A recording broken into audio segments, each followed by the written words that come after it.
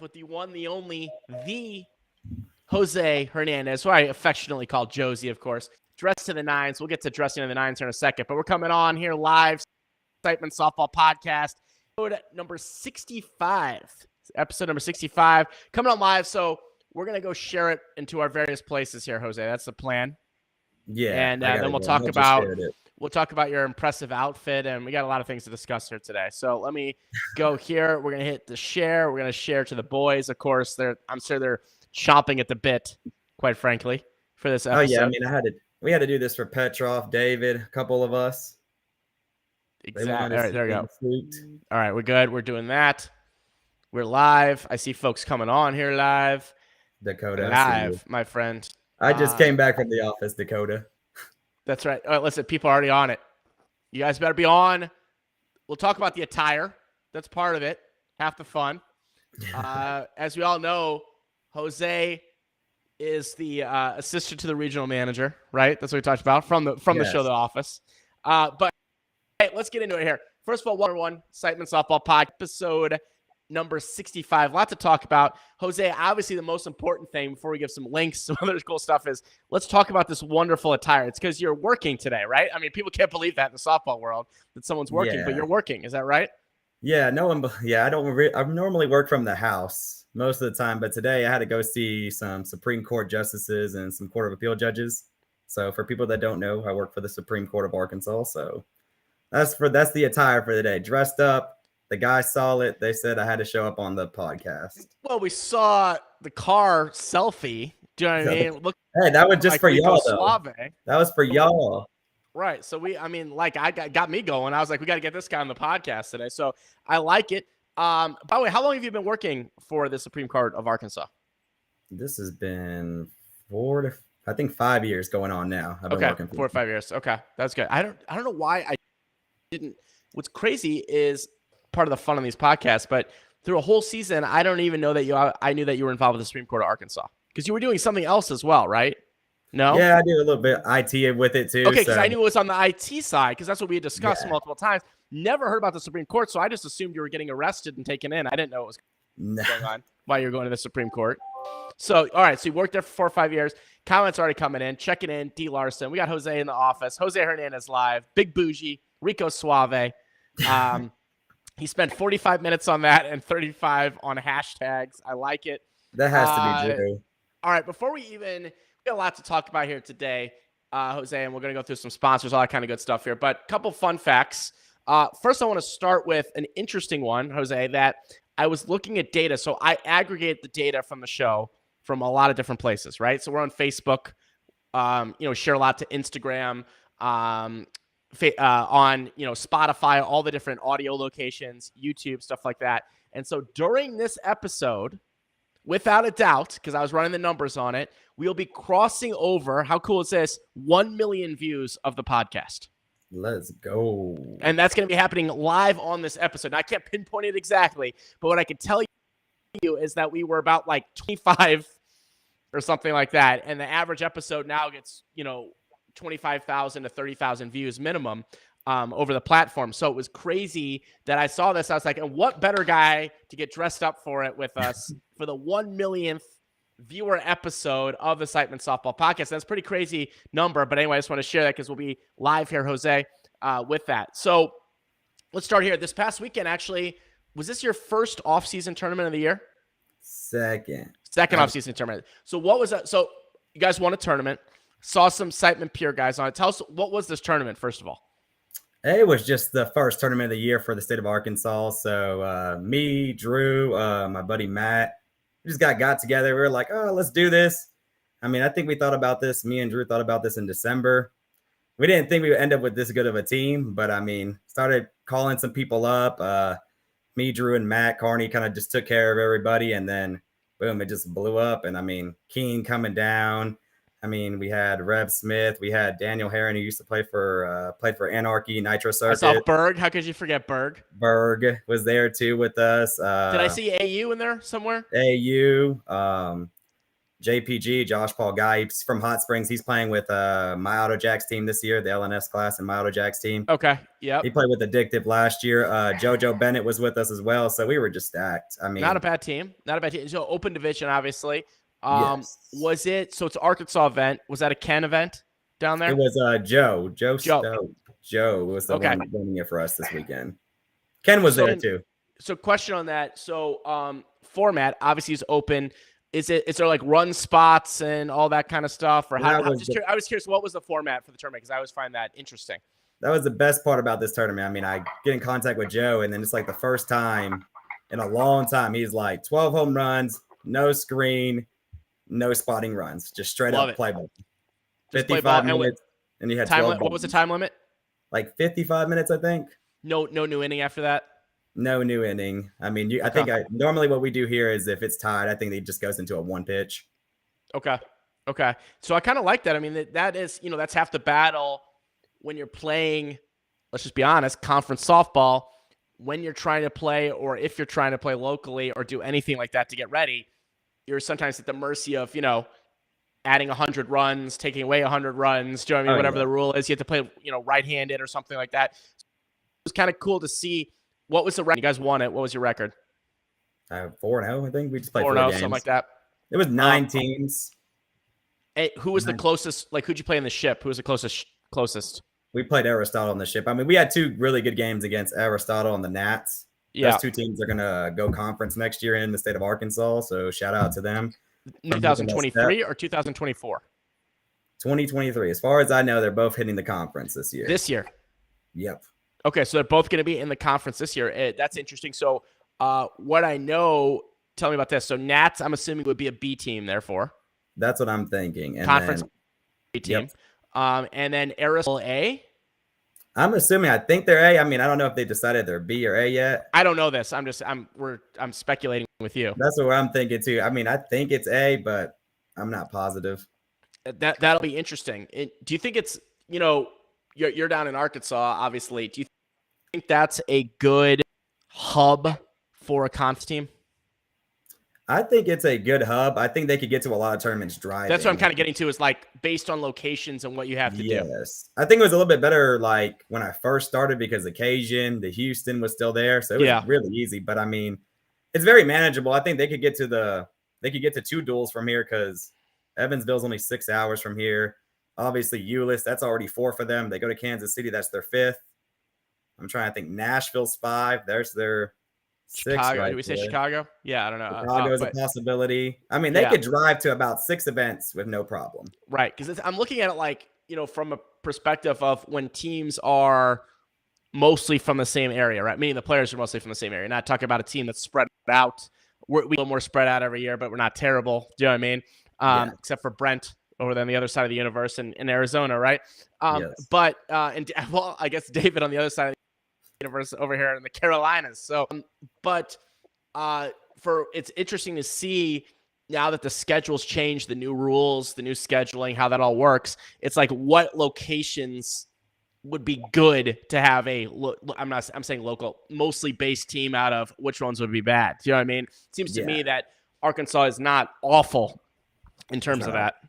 I think your state's probably the best. I think Missouri is in that great spot where you could pull out so many events pretty quickly and get almost 6 or 7 just driving.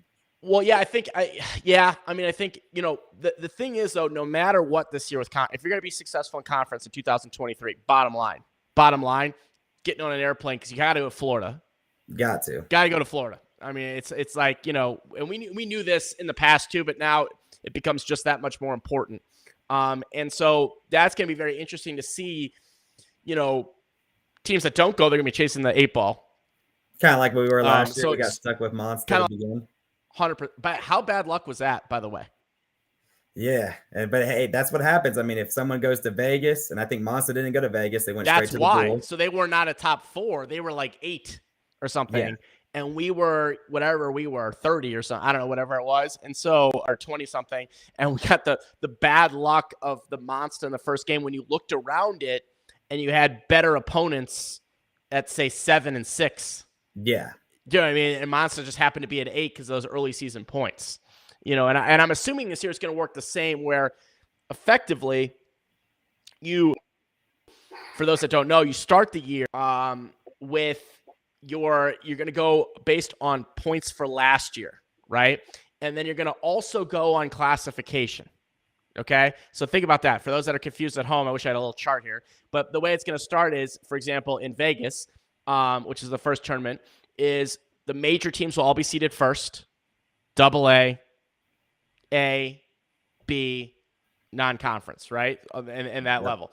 But within those point structures, it's going to be based on your points for last year. Until last year was Texas. I'm assuming it's Texas again. And I'd assume it'd be Texas again. I'm assuming the duel's just like that too. Right, because so you're kind of jockeying for position here. So what's interesting is that we as an A team this year, right, will be automatically classified over all the B teams, even if we finish behind, say, one of them in last year in the standings. Do you know what I mean? Because we're A.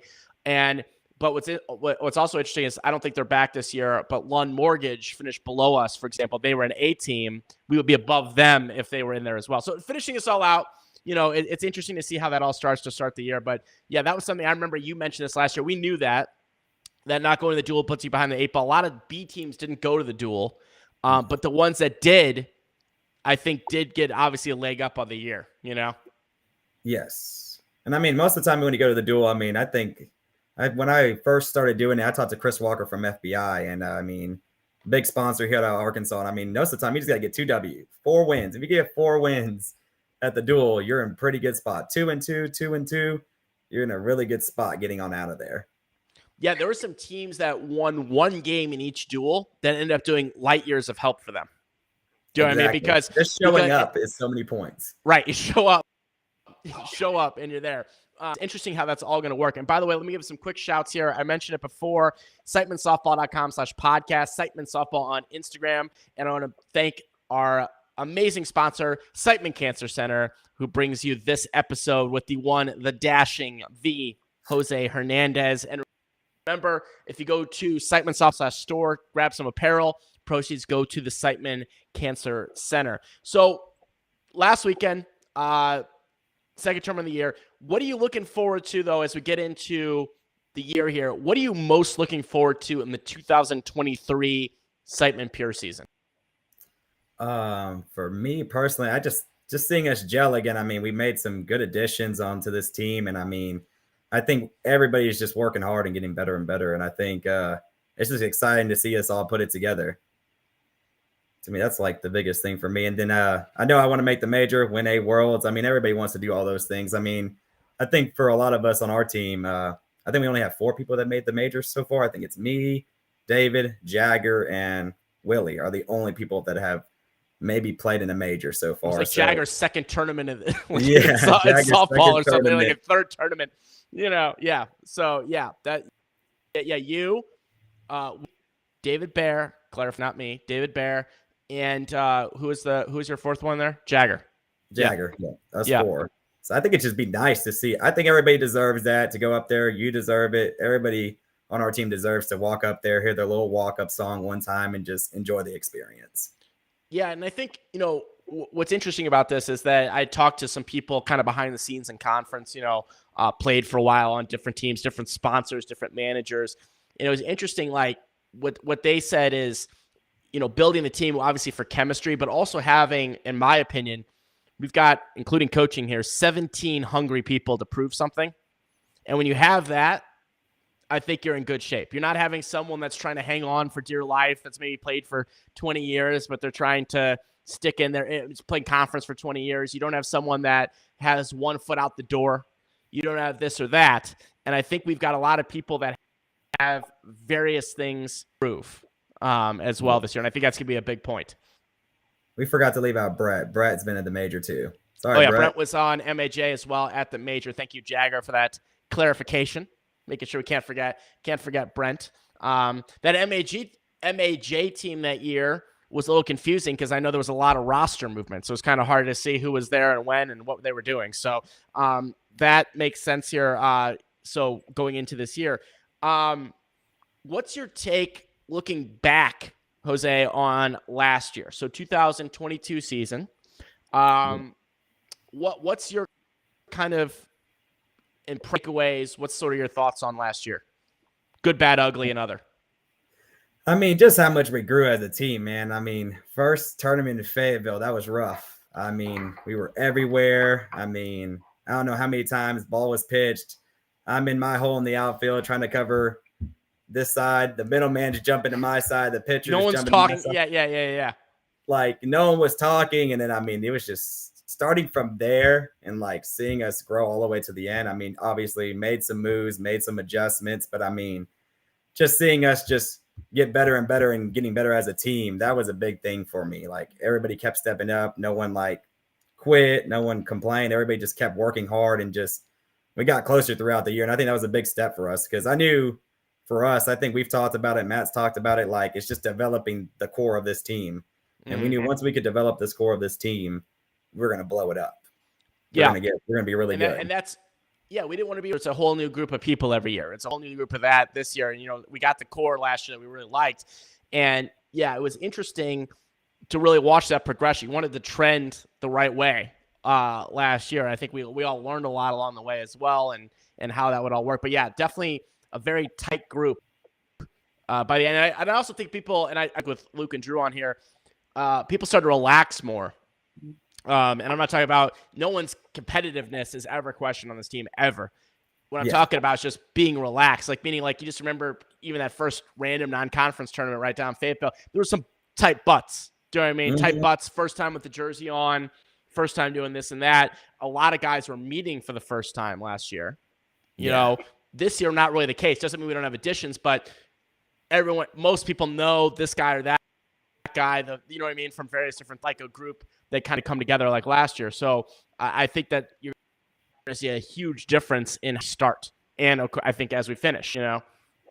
I agree. I mean, it's the same thing. I mean, when we do our off-season tournaments, I mean, those are big to get together, bond, especially new teammates. I mean, definitely want to get closer to them, talk to them, get their perspective, get their ideas, and like start gelling as fast as you can because the season starts quick and you got to start gelling.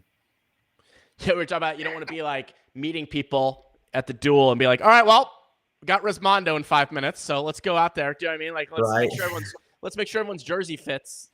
Do you know what I mean? And we'll play the name game in the dugout. You know what I mean? Make sure everybody knows who they are, right? So it's you got to come out ready to go. What's interesting is that everybody's on their own kind of program in the offseason, if you will, meaning like some people, like we always like to poke at him, Brandon Keene, besides bowling 300s and stuff, whatever he's doing, he plays softball every single weekend for the most part, almost every weekend, right?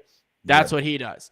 You know, you just play in 2 tournaments. Some will play in no tournament here and there. Everybody's a little bit different. And also everyone has a different approach to kind of what they look to improve on in the offseason. You know, you're trying to improve, example, speed, endurance, anything. Like, because we see in our chat, there's a lot of talk of fitness, nutrition, things like that as well in there. What have you been working on in the terms of on the physical side for next year? A lot of things for me. I've been just going to the gym, a lot of high reps. I mean, I try to stay fast. I mean, I know who's beside me. I have Keen and Jagger beside me. I got 2 guys that can whack it.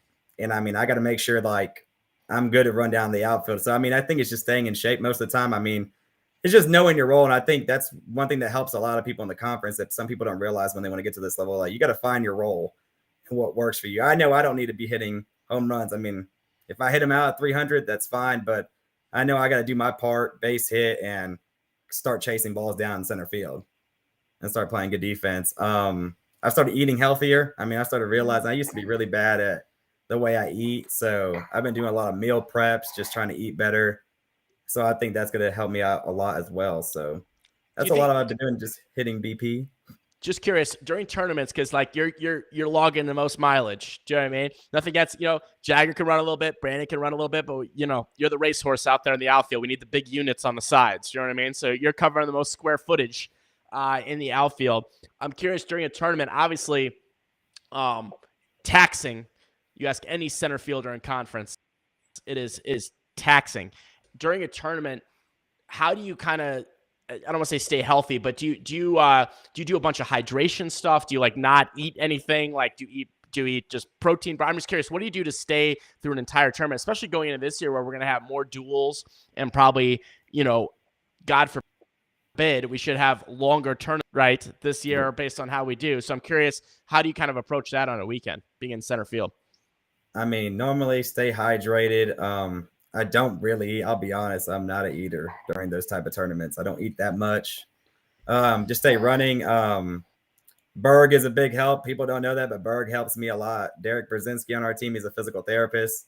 I mean, sometimes my hips go out of place a little bit. I remember the LNS glass game, I was running a lot in Evansville, and like he'll pop my hips back in place. It's like little things, but I mean, a lot of it's just preparation in the off season to prepare yourself, because if I come out there and I'm not ready to go to start running the whole day, you're just not going to have it. And then it's going to affect the team in a negative way. Right. Danny, by the way, says, don't worry, Jose. I've already asked DSJ to throw me in the outfield, says Daniel Larson. Close, shortstop, but, that's on the way to the outfield, I guess. You're not seeing me in the infield. Spot. I don't want no smoke. What, you coming in the infield? You and Daniel trade? No, play shortstop? Yeah. I'll go run them down, play fetch. I got that covered. By the way, Matt says, we went through a case of water a game in Evansville, which is smart. And you got to realize that was a tournament, a long tournament, where in the second tournament, especially, we won 2 games via walk-off. There were close games in the second in that second tournament. The first tournament, we lost when we shouldn't have in the first game. Didn't play very well. Then we played great in that game against LNS Glass, but we just couldn't stop them. Ended up losing a track meet that was exhausting track meet, as you just said. I mean, I think it was like 35-34, I think was the final in that game. Then you came into the second tournament, and we had 2 walk-off wins in that tournament. And I think if you're not doing that, I don't think that happens necessarily. Do you know what I mean? That's the difference between 1 or 2 runs, I agree. I mean, we're working good. I mean, that tournament was, some of those games that we're going 34-35, people don't realize, like, that's what I tell some of the younger guys here in Arkansas. I mean, these are 2.5 hour, 3 hour games. Yeah. And it's a mental grind. I mean, you got the physical grind. It's a physical grind anytime you're in a game. A lot of people don't think, though, on that mental side, how long these games are. Because, like, for example, you just mentioned the 55 game, and we played even shorter ones before, in different tournaments where it's like, hey, no new inning after 40 minutes or something like that, right? Yeah. And that is a win sprint. That is a sprint. You got to get out of the gate. You got to use all your home runs in the first couple innings, and that's it. That's all you're going to play, right? Yep. These games are marathons that you're running at a sprinter's pace, right? So it's very interesting to watch. A lot of people don't realize that, just the mental capacity it takes to stay in these games, especially when they're close, but even when they're not, to either keep that lead or dig into that lead is also very mentally taxing. Yeah. I think we agree with that. I mean, I think there was plenty of times last year you were laughing at me because I'm just walking back from the outfield. And it's just like, for me, that's kind of like, some people want to run. I look crazy most of the time, hat on top of my head, the glove on top of my head, but that's kind of like me pacing throughout the game the whole time. It's like, no, I get the pace. I get the coming in slow, but the look on your face is what everyone's talking about, right? If you guys go back, look for Jose. I'm going to make Jose smile. I don't know how it's going to work, but I'm going to do it. I'm going to figure it out where you're going to be smiling. I don't care how slow you walk in. But last year, this was Jose. The hat, you'd have the hat, right? You take the hat off usually and just go on in. The grump coming in. It's like Eric kept telling me. He's like, you don't know if Jose is batting 700 or under 700. You don't know what you're getting out of Jose. Yeah. You ask him. It's like, and the funny thing is, you learn, though, your teammates' habits throughout the year, your team's habits, like what people do. Like, people knew that, like, Jose's not mad. That's just Jose, being weird or whatever that happened. Or we know, this guy's get this if he makes an out or whatever. You know what I mean? That throughout the year. You don't know that on day one. Do you know what I mean? Like, if people don't know you, they might be like, what the heck is that guy doing? What the heck's that guy doing? What's that guy doing? And you realize, well, we're all weird, doing all kinds of weird stuff. So hopefully it just kind of, the weirdness comes together. Last year, by the way, I'm going to throw Worlds out of it. Did you have a favorite last year for whatever reason? Favorite tournament? I would have to say, let me think about this one. I think the first both Chicago's, to me, both of those Illinois tournaments were fun. Yeah. I mean, what'd you like about that? I think the first one was just fun. I mean, first time, big atmosphere, it was packed, just like Euless. And I mean, we came out there, struggled really quickly in that cheap suits game. And I mean, I swear we let this guy at shortstop, I've already forgot his name. What's his name? Blake Lively. We just kept hitting like 7 balls to him, and I kept telling everybody, like, let's not hit it to him no more. And we're like, fine, it to him again. Yeah.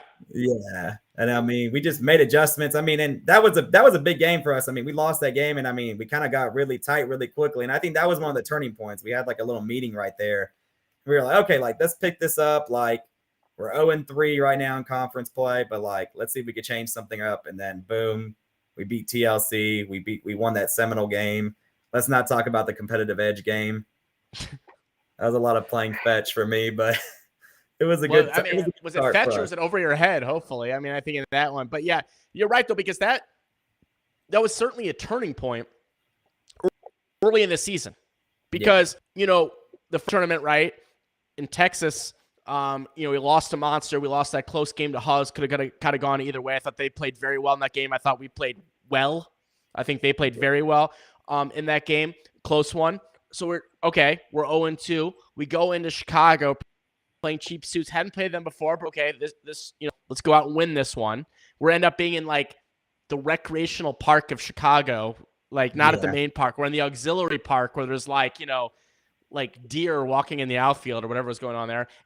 It was like in the middle of nothing, no atmosphere, right? Nope.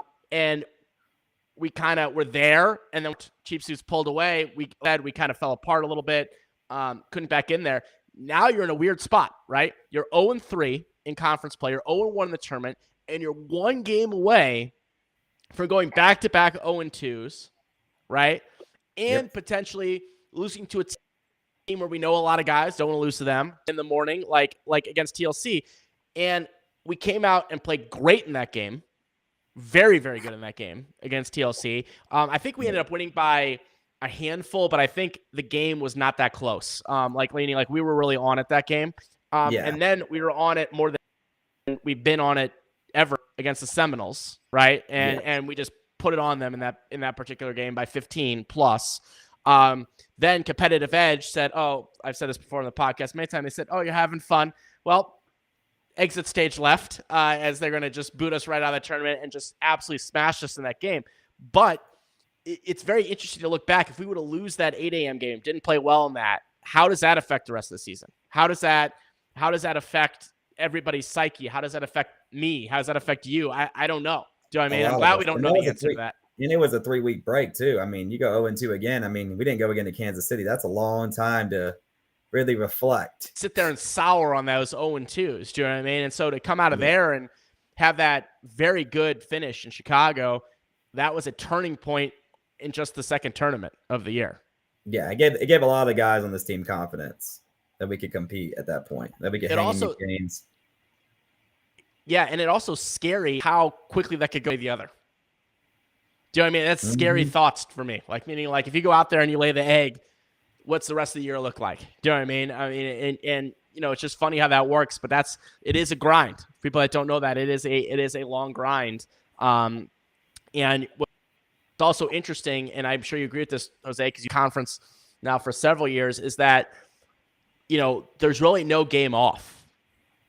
There's no game off where you're like, well, we're just going to phone it in or whatever, even if you're playing a local team, because local teams think this would make our whole season we beat a conference team, right?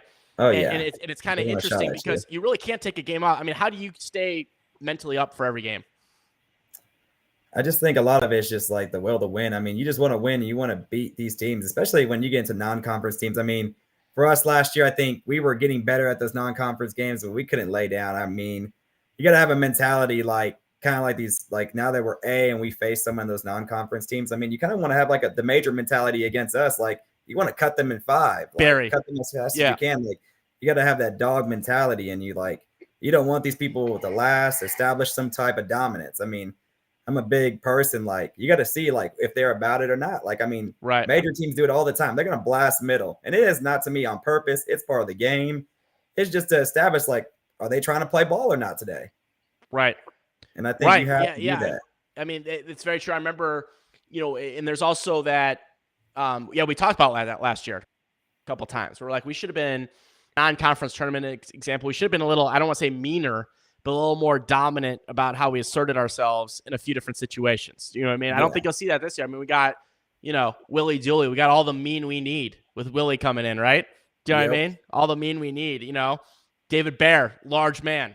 Do you know what I mean? Bring in the big human. So, yeah, and I think it's also having, big differences late in the season, that Kansas City Last Chance tournament. I believe we played a team called, I want to say Hype in the first game. They were a C team.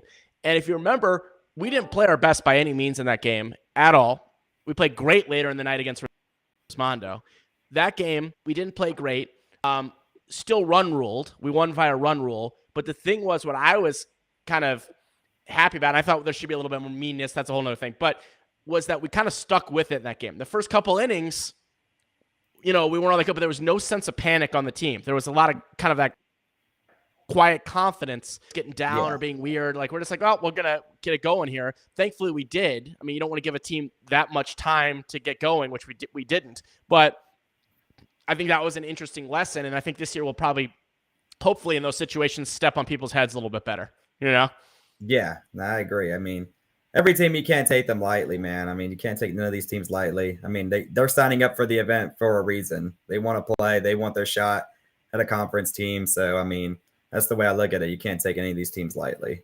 Lauren is saying that she doesn't know, but she feels like Danny is probably the meanest on the team. So, look, Danny Larson, just a big bag of mean, coming this year for us, for sure. By the way, what's your take on, the outfield last year's the same? Do you know what I mean? This year's the same outfield. Also, obviously, Tyler was a tremendous addition towards the end of the year, adding a lot of athleticism, and is another guy who can play all the positions of the outfield, right? So if you get, need to get those legs a break for an inning or two, hey, there's Tyler coming up. The outfield, very strong, and the infield now very strong. What do you think about the kind of additions and kind of the things that we're moving around a little bit in the infield this year? Obviously, Brent, Danny, we've got Willie, we've got other spot people moving around. We got Bear. Just curious, what's sort of your take on our infield defense going into the year?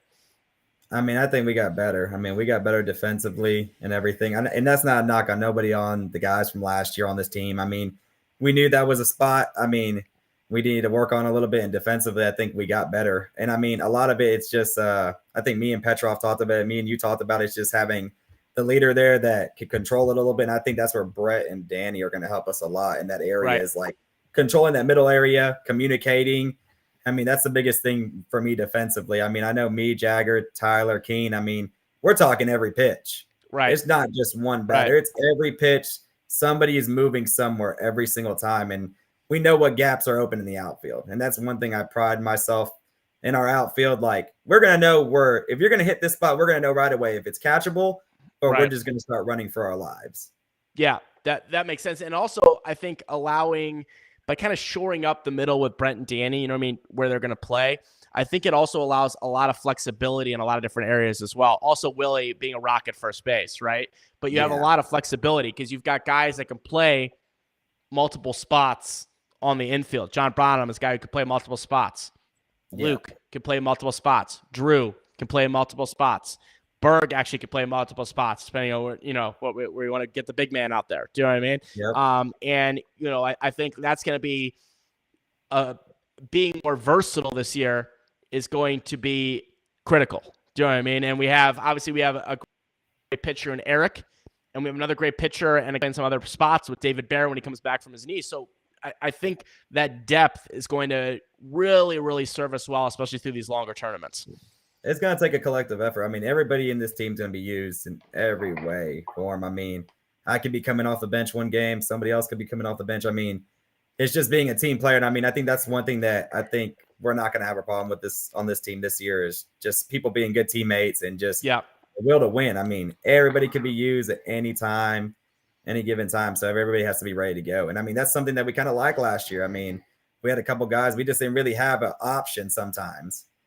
Sometimes we're like, we can't bring in someone in the infield right now because we can't. Do you know what I mean? And like, if we had a backup infielder last year. Right. There was a point where it's just like, well, all we could do is kind of move them around left to right or right to left. There wasn't a lot we could do at certain points. And, this year, what's going to be interesting too is that we're going to have, very good, versatile players off of the bench as well that can do lots of things. And that's interesting as well. I mean, and that's, again, not knock of guys in the past. It's just that looking forward, you want to have, abundance of riches across the board. Do you know what I mean? When you have someone that, maybe it's Tyler coming off the bench, Clayton coming off the bench. Maybe it's one of those infielders that I mentioned that isn't in the game coming off the bench. I mean, that gives you a lot of ability, and a lot of ways that you can, have the puzzle. Because if you look at the top teams at major, AA, B2 in some places, but I'm really talking about those three levels. They're not showing up with 11 people that they can use. I mean, those guys can start on any team that they want to.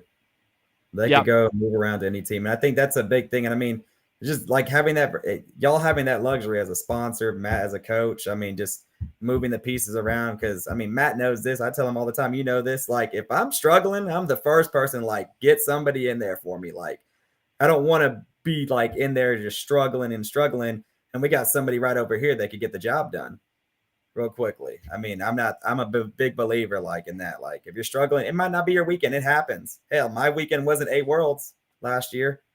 I started off at that 8 Worlds tournament bad, and Sage stepped up really quickly. Yeah, and it happens, and that's where, not every game's going to be your best. Not every tournament's going to be your best, and I think it's also, I'm curious on that too. That's actually a good topic for a quick second here as we wrap up in our last few minutes, is that, there's also a difference between this is not my best weekend, or I'm a struggle bus, right?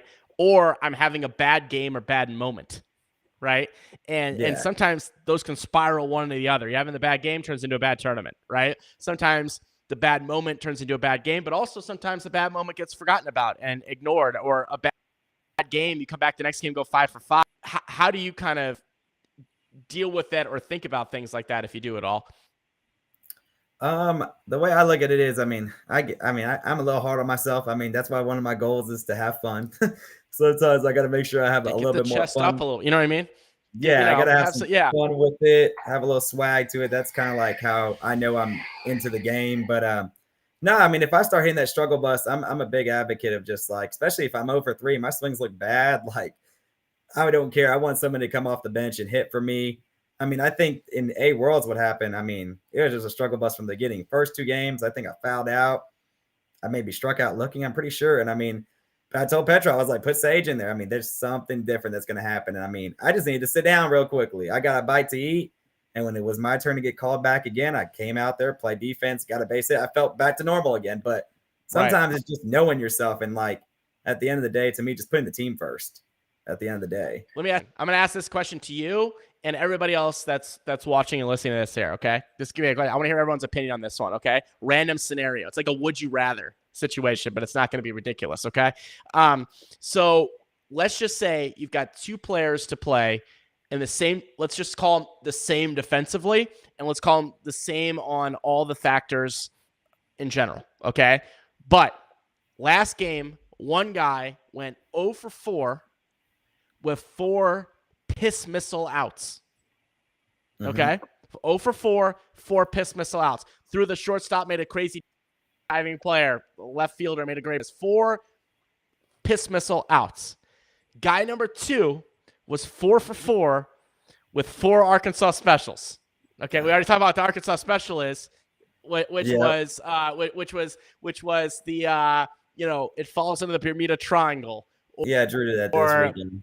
Yeah, the wind blows it, a centimeter over the fence somehow, or a guy's running for the ball and falls down and dies, and somehow you have a triple, right?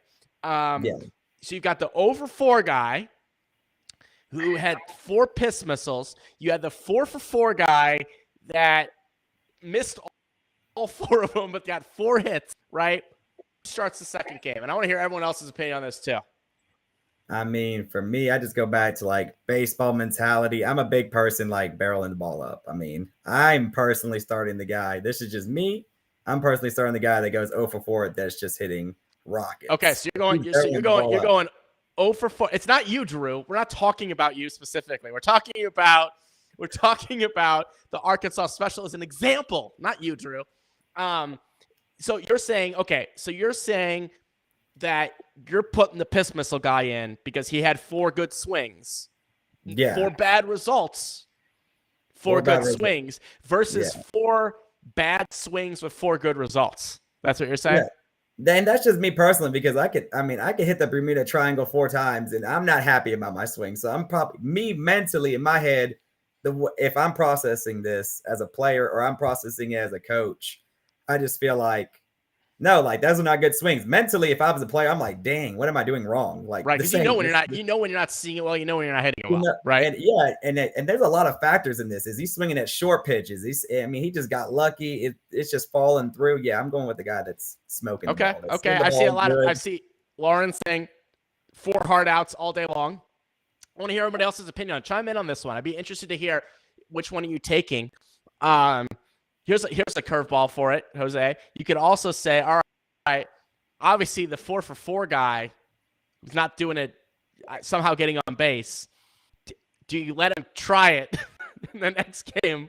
Do you know what I mean? Knowing that, like, if he goes 5-for-5 now, he gets another one of those. It did the result, right? And if he makes an out, then you take him out and put in the other guy. I don't know. There's a lot of ways you could go with that. You know? Yeah. It all depends. I mean, and honestly, you go off the first game of the tournament. I mean, now if this guy's been smashing the ball tournament and he does 4 Bermuda Triangles, yeah, I'm sticking with the hot guy. But I mean, you're going right out the gate, first guy. I mean, first at bat, and you have to make that decision. That's a tough decision. I mean, it's going to be hard for me to pull out the guy that has been rocketing the ball than the guy that's been jamming himself in cap. Just crappy swing. See, Brandon Cashwell, though, he disagrees. He says, I don't care how you get on base, the 4-for-4 guy all day long. So, it's interesting. And it depends on who's your team. I mean, do you got studs coming off the bench? I mean, that's a big concern there. I mean, is your 11th or your 13th and 14th guys could step up in there too? I like it. That's what we're talking about. The reason we're in this conversation is because you got more than 11 hitters on your squad. Right, that's true. I just wanted to make that. And by the way, I don't think there is, there's not a right answer on it. That's why it's an art. Do you know what I mean? That's why it's an art, and it's oftentimes an art more than a science, for sure, by the way. So we'll keep percolating that. Maybe we'll bring up a different little interesting fun fact topic like that on each episode. I don't know. We'll see what goes on here. By the way, as we wrap up here, Jose, first of all, thanks for coming on in your formals. Eric Conan says, he said, I'm going to read it word for word. Already seen Jose smile more in this podcast than I saw him smile all year.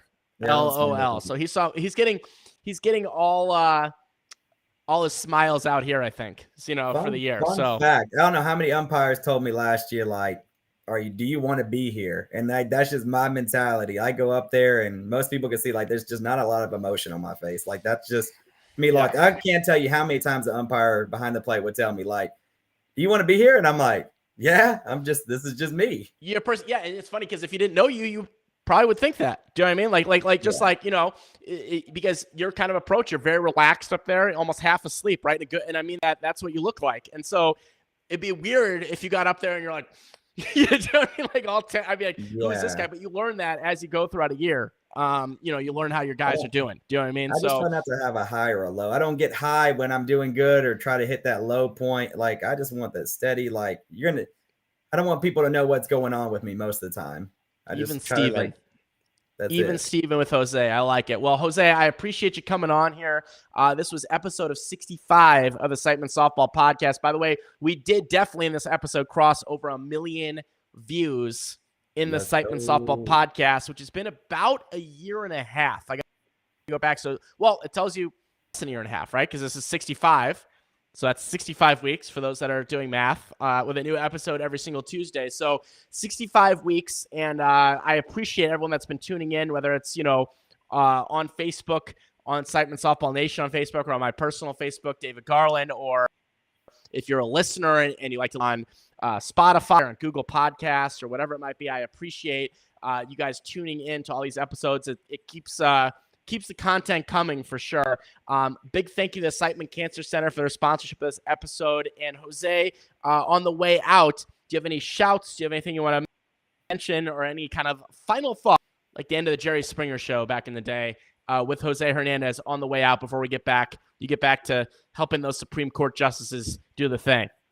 I don't know. Shout out to Drew. Drew, I got 1 million. You didn't get that. So in your face. And then Rod Wave. Drew knows what I'm talking about. All right, there we go. Some inside Arkansas humor. All right, folks. We'll see you next time.